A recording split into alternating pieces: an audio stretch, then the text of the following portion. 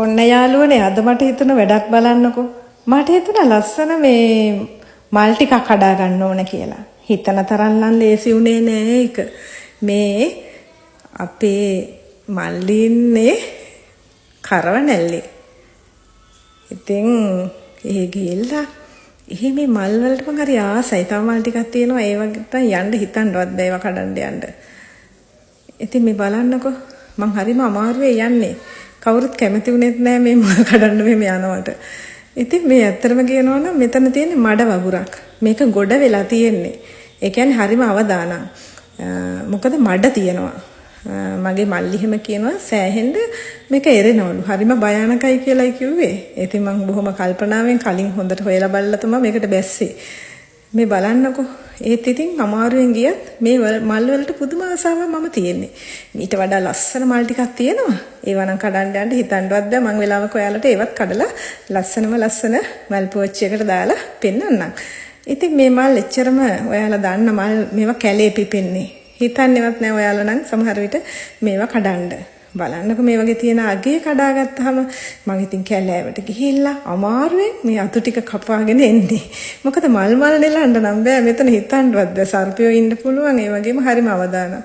ඉතින් මේ අතු වලින්ම මම කපාගෙන ආවේ. ඉතින් ටිකක් අමාරු වැඩක්. ඉතින් ඔන්න කපාගත්තට පස්සේ පුදුම සතුටක් මට තියෙන්නේ. බලන්නකෝ දැන් මේ මල් වලට මම කරන්න යන දේ.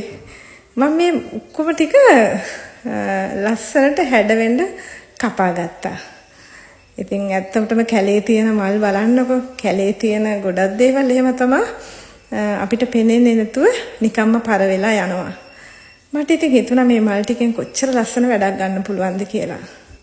මේක ගොඩක් කල් තියාගන්නත් පුළුවන්. ඉතින් ටිකක් මේකට ලුණු වතුර ටිකක් දාලා එහෙම නැත්නම් මේ හැම නැට්ටකටම පුළුන් කෑල්ලක් ඔතලා තියලා ඒ වගේ අපිට ගොඩක් ක්‍රම තියෙනවා මල් තියාගන්න. ටිකක් දවස් තියාගන්න පුළුවන්. බලන්නකො මේක ලස්සන තැනක තිබ්බොත් කොයි වගේ අලංකාරයක් එයිද කියලා. මේක මල් පෝච්චියක්. ලස්සනයි නේද? බලන්නකො ඒ කැලේ තිබ්බනම් අපි දකින්නෙත් නෑ පර වෙලා යනවනේ. ඉතින් කී දෙනෙක් අදල් සතුටු වෙනවද මේක දැකලා නේද? මේ තවත් මල් පෝච්චියක්. ඒ මල් ටිකම අරගෙන බලන්න මම මේ කරන දේ. මට තව මල් ටිකක් හදා ගන්න තිබුණා නම් කියලා හිතෙනවා. එහෙනම් තවත් ලස්සනට කරන්න තිබුණා නේද? මං ආසයි මේවා බලලා ඔයාලා සතුටු වෙනවා නම්. මේ බලන්න. මං ඒකට පරණ අතු කෑල්ලකුත් දාගත්තා. නිකන් වැටිලා යන කොටු කෑල්ලක්. ලස්සනයි නේද? මට නම් හරිම සතුටුයි.